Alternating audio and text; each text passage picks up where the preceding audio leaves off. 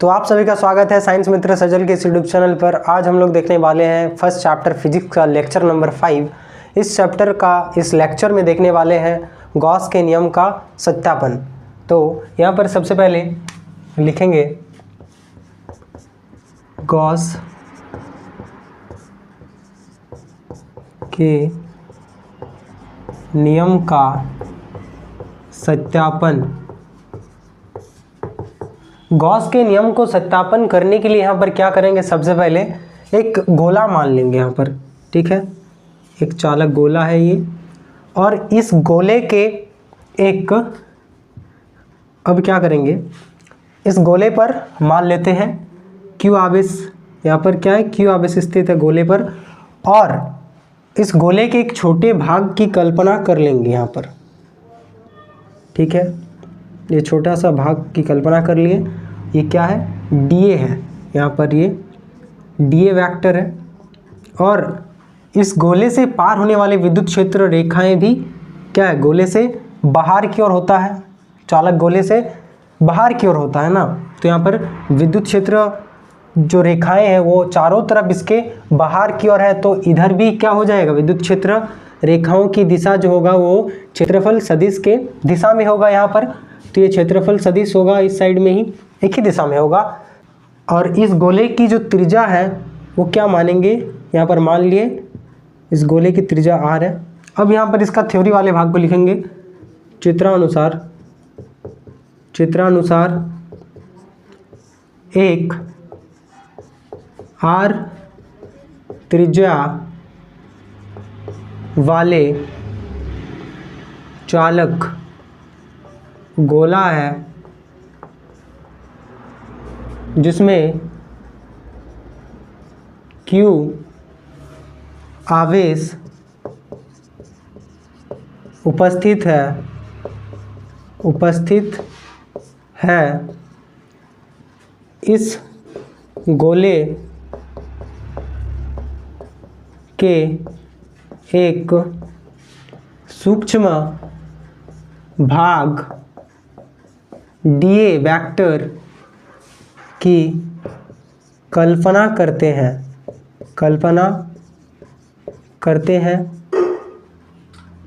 इस भाग का फ्लक्स क्या होता है, ई dot D A cos theta होता है। और यहाँ पर थीटा चूँकि दोनों एक ही दिशा में है तो 0 डिग्री है, तो यहाँ पर क्या हो जाएगा, E D A cos 0 degree हो जाएगा यहाँ पर, और इसका क्या होगा, इंटीग्रेशन होगा। तो यहाँ पर अब नेक्स्ट स्टेप में क्या होगा, ये डीए, ये छोटा सा फ्लक्स निकाल रहे हैं इस छोटे से भाग का। तो अब यहाँ पर जब पूरा हमको फ्लक्स निकालना है पूरे के लिए, तो क्या करेंगे, दोनों और इंटीग्रेशन कर देंगे। तो यहाँ पर फाई बराबर क्या हो जाएगा, फिर यहाँ पर होगा ई बाहर निकल जाएगा, और चूँकि कॉस 0 डिग्री का मान 1 होता है तो यहाँ पर ई डी ए हो जाएगा, और यहाँ पर डी ए पर क्या हो जाएगा, इंटीग्रेशन का साइन लग जाएगा। अब यहाँ पर ई, इस गोले का क्षेत्रफल क्या होगा, संपूर्ण क्षेत्रफल होता है गोले का 4 पाई आर स्क्वायर, जानते हैं 4 पाई आर स्क्वायर होता है। और ई का मान क्या होता है, ई यहाँ पर विद्युत क्षेत्र की तीव्रता है, तो फाई बराबर क्या होगा, विद्युत क्षेत्र की तीव्रता होता है के क्यू अपॉन आर स्क्वायर, ठीक है। और इनटू में यहाँ पर क्या है, 4 पाई आर स्क्वायर है।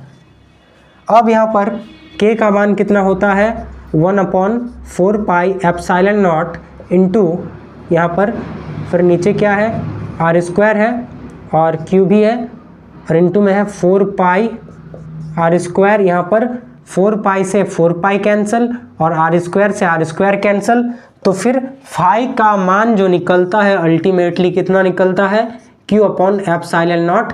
यही गॉस का नियम कहता है, उसको यहाँ पर सत्यापित कर दिए हैं। गॉस का नियम क्या कहता है, किसी गॉसीय पृष्ठ से संबंधित कुल फ्लक्स जो होता है उस गॉसीय पृष्ठ में उपस्थित कुल आवेश के 1/एप्सिलॉन नॉट गुना होता है। तो ये यहाँ पर ये सिद्ध हो गया है, ठीक है।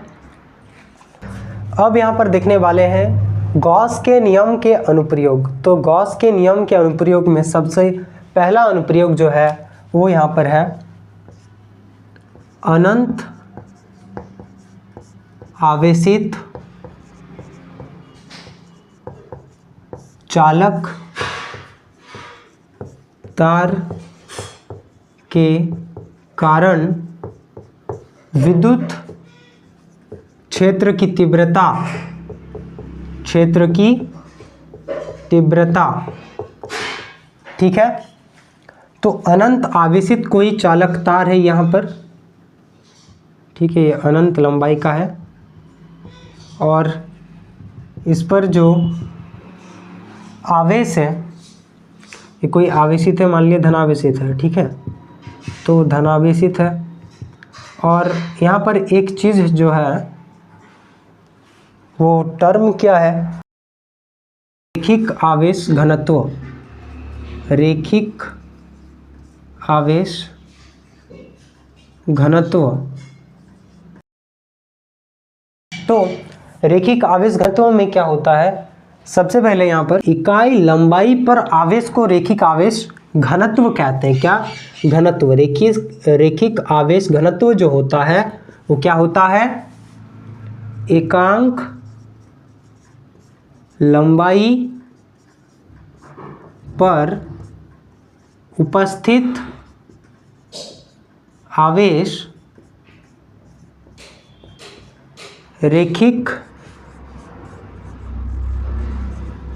आवेश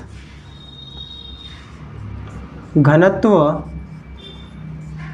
कहलाता है, ठीक है। और इसको हम लोग जनरली जो है लैम्डा से डिनोट करते हैं, लैम्डा से, इसको लैम्डा से निरूपित करते हैं, ठीक है। तो यहाँ पर ये बताना इसलिए ज़रूरी था क्योंकि ये जो अनंत आवेशित लंबाई चालक तार है इस पर रैखिक आवेश घनत्व जो है वो कितना है, लैम्डा है, ठीक है। अब ये इसमें क्या करेंगे, इसके कारण इससे r दूरी पर हमें विद्युत क्षेत्र की तीव्रता ज्ञात करना है। तो सबसे पहले इसके चारों ओर एक गॉसीय पृष्ठ की कल्पना कर लेंगे। इसके चारों ओर यहाँ पर आप कोई भी गॉसीय पृष्ठ की कल्पना कर सकते हैं। हम यहाँ पर बेलनाकार गॉसीय पृष्ठ की कल्पना कर रहे हैं, तो यहाँ पर हम बेलनाकार गॉसीय पृष्ठ की कल्पना कर लिए हैं, ठीक है। और अब यहाँ पर इससे ये r दूरी पर बिंदु P है, ठीक है। और इस बिंदु पर हमें विद्युत क्षेत्र की तीव्रता ज्ञात करनी है। तो इस बेलन जो है उसके इस साइड पर इसका एक छोटा सा क्षेत्रफल सदिश ले लिए हैं, ये इधर है, और इसमें जो विद्युत क्षेत्र की तीव्रता है उसकी भी दिशा इधर ही है, ठीक है, क्योंकि इससे बाहर की ओर होता है सतह से। यहाँ पर इस साइड में इसका एक छोटा सा क्षेत्रफल सदिश ले लिए हैं, उसका घटक इसकी दिशा इधर होगा, लेकिन इसमें जो विद्युत क्षेत्र की तीव्रता है उसकी दिशा जो होगा वो इधर ही होगा, ठीक है। अब यहाँ पर नीचे में भी एक घटक ले लेंगे, यहाँ पर इसमें क्षेत्रफल सदिश का दिशा इधर होगा और विद्युत क्षेत्र की तीव्रता की दिशा जो है वो इधर होगा, ठीक है। अब यहाँ पर इसको dA1, इसको dA2, इसको dA3 मान लिए हैं। अब इसका थ्योरी वाले भाग को लिख लेते हैं। यहाँ पर लिखेंगे चित्रानुसार एक अनंत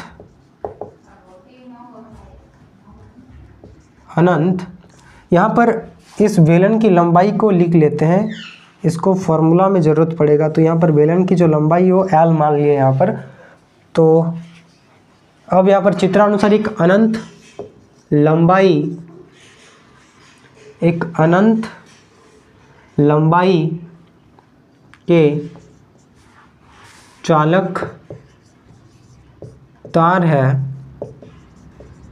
जिसके चारों ओर एक r त्रिज्या के बेलनाकार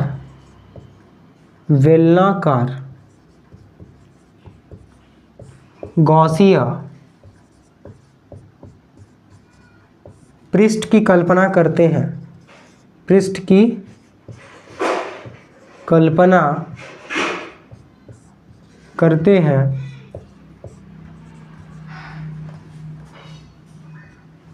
ओके। अब क्या लिखेंगे यहाँ पर, इस पृष्ठ से संबंधित फ्लक्स, ठीक है। इस पृष्ठ से संबंधित फ्लक्स यहाँ पर D phi is equals to क्या हो जाएगा, E dot D A1 plus E dot D A2 plus E dot D A3, यहाँ पर डॉट प्रोडक्ट है, ठीक है। अब इस बेलन का, ये तो छोटा भाग के बेलन का, पूरे बेलन के कारण जो है फ्लक्स ज्ञात करने के लिए हम क्या करेंगे, दोनों और इंटीग्रेशन कर देंगे, ठीक है। तो यहाँ पर फाई बराबर क्या हो जाएगा, यहाँ पर अलग अलग लग जाएगा इंटीग्रेशन, तो यहाँ पर ई का नहीं होगा, यहाँ पर लिख लेते हैं, ठीक है, अच्छा से। और एक बार यहाँ पर जब डॉट प्रोडक्ट हटेगा तो क्या होगा, E D A cos theta, और A1 के साथ जो थीटा है वो 0 डिग्री पर है क्योंकि दोनों की दिशा समान है, तो यहाँ पर E D A1 cos 0 degree हो जाएगा। और फिर प्लस पर क्या होगा, ई डी A2 के साथ जो थीटा है वो कितना है, 90 डिग्री है, तो यहाँ पर क्या होगा, E D A2 cos 90 degree plus अब क्या होगा, E D A3 cos 90 degree, ठीक है। इसके साथ भी 90 डिग्री है, यहाँ पर देख सकते हैं, ठीक है। अब चूंकि हम जानते हैं कॉस 90 डिग्री का जो मान होता है वो 0 होता है, तो यहाँ पर फ्लक्स क्या होगा, सिर्फ A1 के कारण होगा, और कॉस 0 डिग्री का मान 1 होता है, और कॉस 90 डिग्री का मान जो होता है वो 0 होता है, तो यहाँ पर क्या होगा, सिर्फ और सिर्फ ई डी A1 होगा, ठीक है, और ये तो 0 होगा। अब यहाँ पर A1 का इंटीग्रेशन जो होगा, चूंकि बेलन का वक्र पृष्ठीय क्षेत्रफल क्या होता है, 2 पाई RL होता है, ठीक है। तो ई 2 पाई RL जो होगा, यहाँ पर 2 पाई RL होगा, इसको समीकरण 1 यहाँ पर मान लिए हैं। अब यहाँ पर क्या करेंगे, गॉस के नियम से अब लिखेंगे यहाँ पर,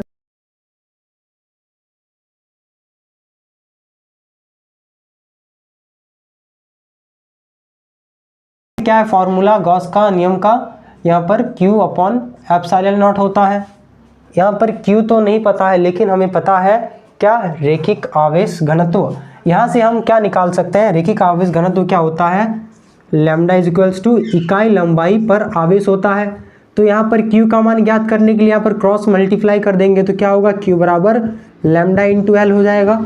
तो यहाँ पर क्या लिखेंगे फिर, phi is equals to lambda into L by epsilon not, इसको इक्वेशन 2 नाम दे दिए। अब यहाँ पर इक्वेशन 1 और इक्वेशन 2 को जब कंपेयर कर देंगे दोनों इक्वेशन को, तो क्या होगा, यहाँ पर दोनों समीकरणों की तुलना करने पर क्या लिखेंगे, दोनों समीकरणों की तुलना करने पर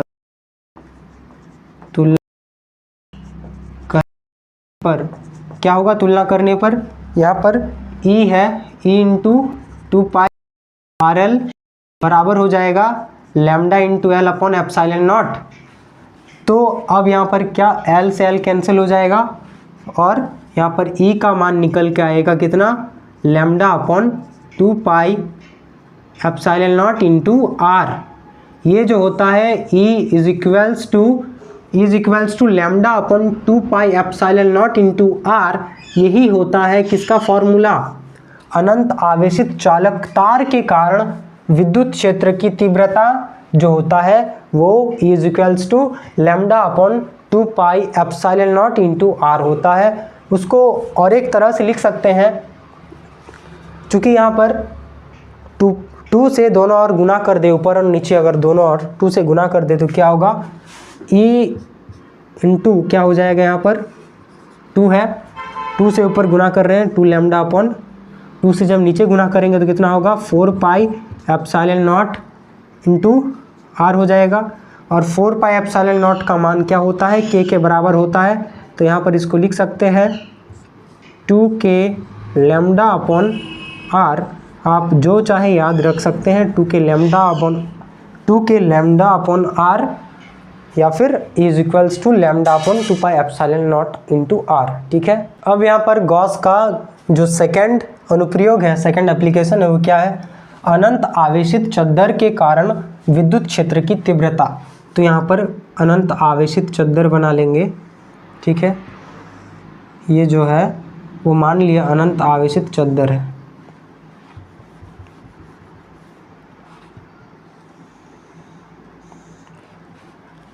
ठीक है, अब क्या करेंगे? अनंत आवेशित चद्दर में यहाँ पर मान लिए पॉजिटिव है, धनावेशित है,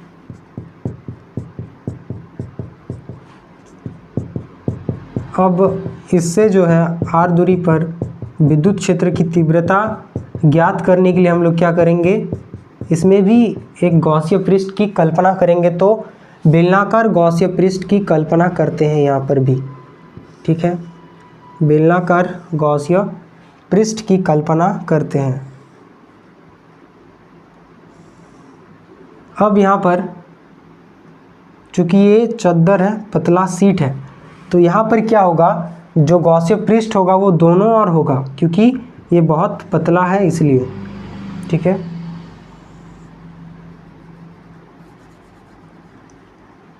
यहाँ पर ये इस प्रकार हो जाएगा। यहाँ से ये कितना दूरी पर है? r दूरी पर है, r दूरी पर है। ठीक है, अब यहाँ पर ये दोनों ओर खुल रहा है, इसलिए इधर इसकी जो विद्युत क्षेत्र की दिशा होगा वो इधर होगा, और इधर भी खुल रहा है, इसलिए इसका विद्युत क्षेत्र की दिशा इधर होगा। ठीक है, अब यहाँ पर इसका पृष्ठीय आवेश घनत्व, अब पिछले में हम लोग देखे थे रेखीय आवेश घनत्व, यहाँ पर देखेंगे पृष्ठीय आवेश घनत्व। तो पृष्ठीय आवेश घनत्व को सिग्मा से रिप्रेजेंट करते हैं, और पृष्ठीय आवेश घनत्व जो होता है वो क्या होता है? एकांक क्षेत्रफल पर आवेश की मात्रा। क्या होता है? इकाई क्षेत्रफल पर आवेश की मात्रा को पृष्ठीय आवेश घनत्व कहते हैं। तो यहाँ पर इसका पृष्ठीय आवेश घनत्व सिग्मा है। ठीक है, वो मान लिए। अब यहाँ पर क्षेत्रफल सदिश की कल्पना करेंगे। छोटा सा ये इधर है, इसकी दिशा, और इस साइड भी इसकी दिशा इधर है, dA2 और इसको dA1 मान लिए, और एक विद्युत क्षेत्र और एक क्या हो जाएगा? क्षेत्रफल सदिश की दिशा इधर होगा, इसको dA3 मान लिए। इसके साथ 90 डिग्री का कोण बनेगा विद्युत क्षेत्र की तीव्रता के साथ। अब यहाँ पर ये जो अनंत आवेशित चद्दर है उसका अब थ्योरी वाले भाग को लिख लेते हैं। यहाँ पर क्या लिखेंगे? चित्रानुसार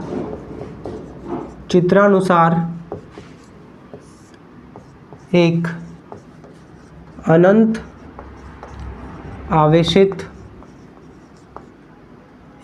आवेशित चद्दर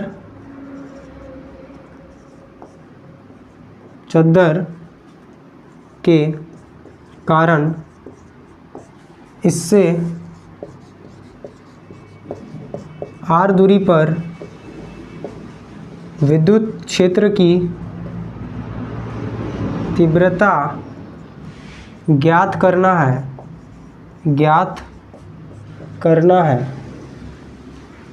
ठीक है,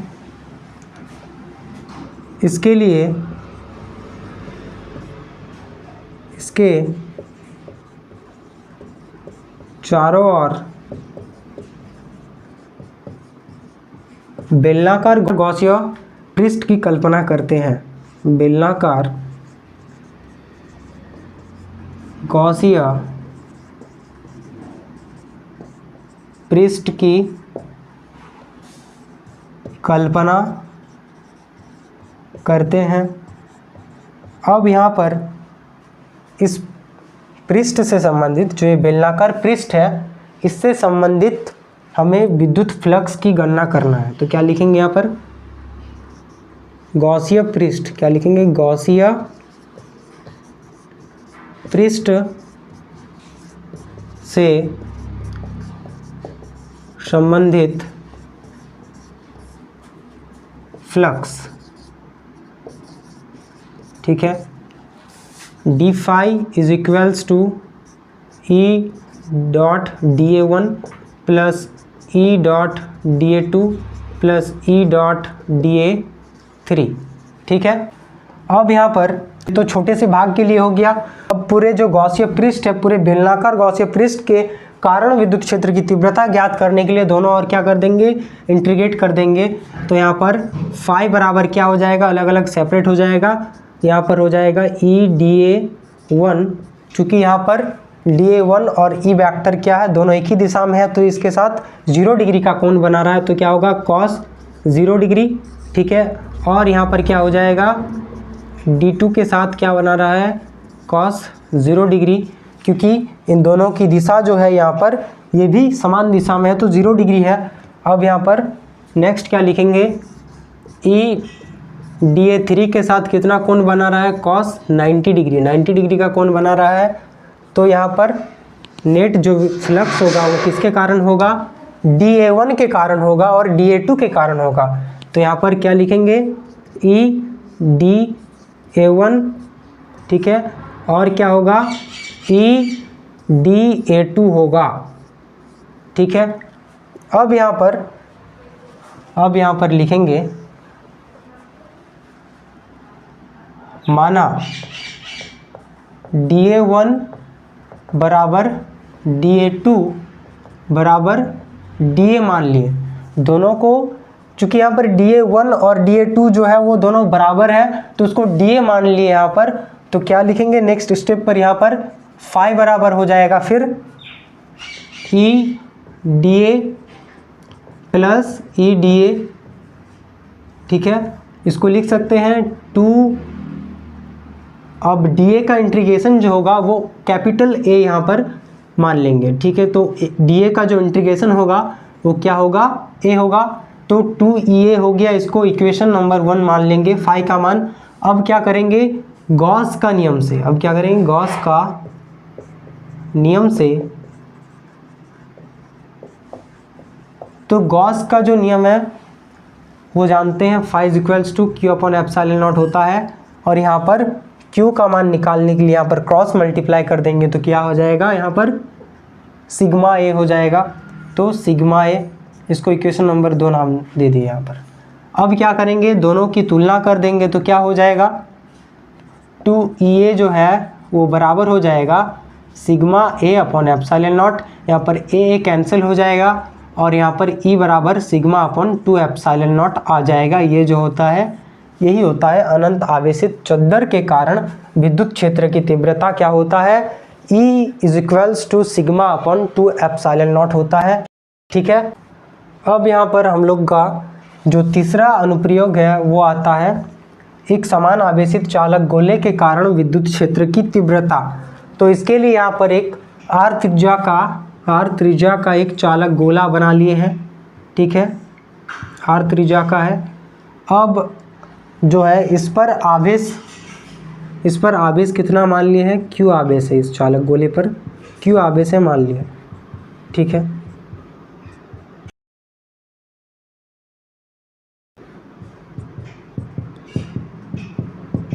ठीक है, तो अब इसके चारों ओर एक गोलाकार गॉसीय पृष्ठ बनाएंगे, इसके चारों ओर एक गोलाकार गॉसीय पृष्ठ बनाएंगे, उसकी त्रिज्या जो है मान ली R है। ठीक है, अब त्रिज्याकार गोला बनाए हैं, इसका एक छोटा सा भाग की कल्पना कर लेंगे dA वेक्टर का, तो इसका दिशा जिधर होगा उधर ही विद्युत क्षेत्र की दिशा भी होगा। ठीक है, क्योंकि ये चालक गोला है और एक समान आवेशित चालक गोले के चारों ओर जो विद्युत क्षेत्र रेखाएं बाहर एक समान रूप से निकलेगी, तो जहाँ पर जो ये क्षेत्रफल है, क्षेत्रफल सदिश है, उसी की ओर विद्युत क्षेत्र की तीव्रता की दिशा होगा। ठीक है, तो यहाँ पर थ्योरी वाले भाग को लिखेंगे, चित्रानुसार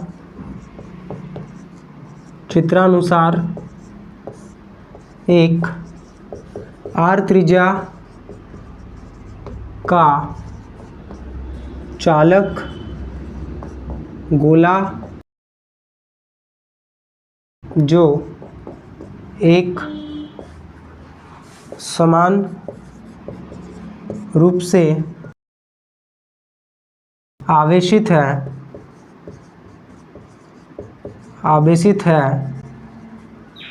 इसके चारों ओर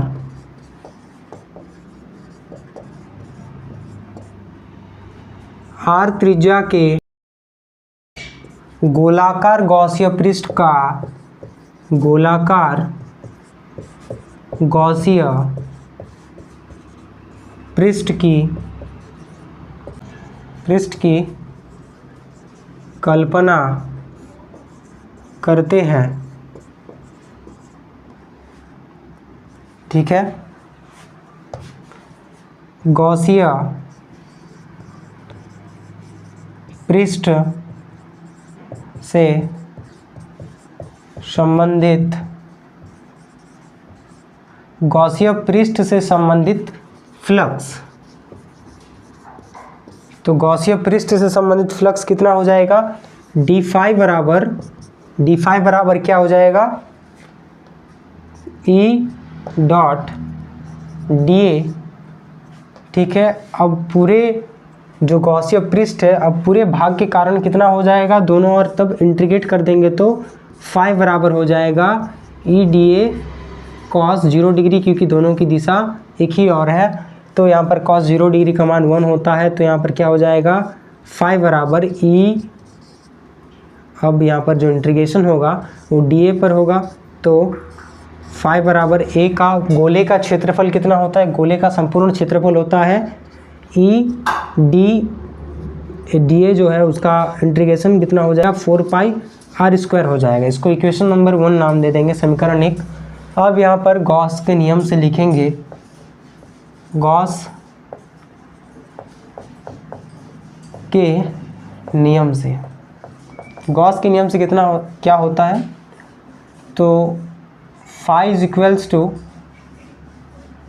क्यू अपॉन एप्सिलॉन नॉट, और इस पर कितना आवेश है, क्यू आवेश है, कैपिटल क्यू। तो यहाँ पर कैपिटल क्यू लिखेंगे, इसको समीकरण 2 नाम दे देंगे। दोनों समीकरण का जब तुलना करेंगे तो कितना हो जाएगा, फाई बराबर यहाँ पर एक तो ई 4 पाई आर स्क्वायर बराबर कितना हो जाएगा यहाँ पर, क्यू अपॉन एप्सिलॉन नॉट।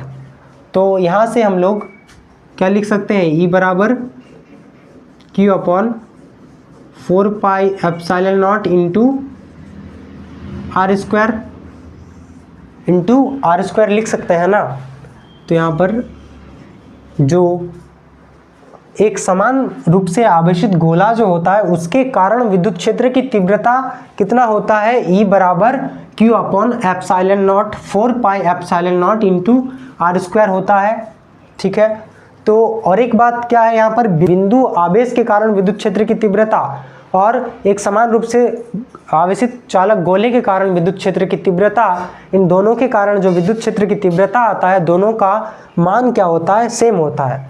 और एक चीज़ यहाँ पर इसका इम्पोर्टेंट है, अब यहाँ पर जो कंडीशन था वो क्या था, जब इसका त्रिज्या, ये जो गॉसिय पृष्ठ है इसकी त्रिज्या इस चालक गोले की त्रिज्या से क्या है, ज़्यादा है। जो गॉसिय पृष्ठ है उसकी त्रिज्या स्मॉल आर है और चालक गोले की त्रिज्या कैपिटल आर है, तो स्मॉल आर के मान जो है, स्मॉल आर का मान जो है वो कैपिटल आर से ज़्यादा है, वो उस स्थिति के लिए था। अब यहाँ पर जब केस होगा क्या, स्थिति जब होगा, यहाँ पर स्थिति 2 दे देते इसका नाम, और इसका नाम स्थिति 1। स्थिति 1 के लिए था ये, जब जो गॉसिय पृष्ठ है उसकी त्रिज्या जो है उसका मान ये चालक गोले की त्रिज्या के मान से ज़्यादा होगा, तब फॉर्मूला वो होगा। अब स्थिति 2 में हम लोग जब चालक गोले की त्रिज्या और गॉसिय पृष्ठ की त्रिज्या का मान जब बराबर होगा तब क्या होगा, तब कुछ नहीं, यहाँ पर सिंपल जो आर स्क्वायर है, ये गॉसिय पृष्ठ की आर स्क्वायर था, त्रिज्या का स्क्वायर था। अब यहाँ पर करना है चालक गोले, जब आर बराबर, जब कैपिटल आर बराबर स्मॉल आर होगा, इसका मतलब क्या है कि इसकी सतह पर ही गॉसिय पृष्ठ है, ये इन दोनों का जो त्रिज्या है सेम है, इसका मतलब दोनों एक ही सतह पर है। तो उस स्थिति पर कैपिटल आर हो जाएगा, बस फॉर्मूला में ई इज इक्वल्स टू क्या हो जाएगा, 4 ई इज इक्वल्स टू क्या होगा, Q upon 4 pi epsilon not into capital R square हो जाएगा। और एक स्थिति क्या आता है, जब स्थिति 3, जब जो कैपिटल आर है उसका मान स्मॉल आर से ज़्यादा है। इसका मतलब ये जो गॉसियन पृष्ठ है वह चालक गोले की त्रिज्या से भी छोटा होगा, मतलब इसके अंदर बनेगा कहीं। तब हम जानते हैं कि कोई चालक गोले के अंदर विद्युत क्षेत्र की तीव्रता का परिमाण शून्य होता है, क्योंकि उस गोले के अंदर आवेश शून्य होता है, इसलिए विद्युत क्षेत्र की तीव्रता शून्य होता है। जब आवेश शून्य होगा तो डिवाइड में चाहे कुछ भी रहे, अल्टीमेटली ई का मान भी क्या हो जाएगा, जीरो हो जाएगा। इसलिए स्थिति 3 में जब कैपिटल आर स्मॉल आर से ज़्यादा होगा तो ई बराबर विद्युत क्षेत्र की तीव्रता बराबर क्या होता है, जीरो होता है। ठीक है, यहाँ पर इस टॉपिक के साथ ये चैप्टर जो है वो ख़त्म होता है। तो आई होप आप सभी को पूरा चैप्टर जो है बहुत अच्छा लगा होगा, बहुत अच्छा से समझ में आया होगा। तो अगर अच्छा लगे तो वीडियो को लाइक, शेयर और कमेंट जरूर करें। ठीक है, मिलते हैं नेक्स्ट वीडियो पर। धन्यवाद।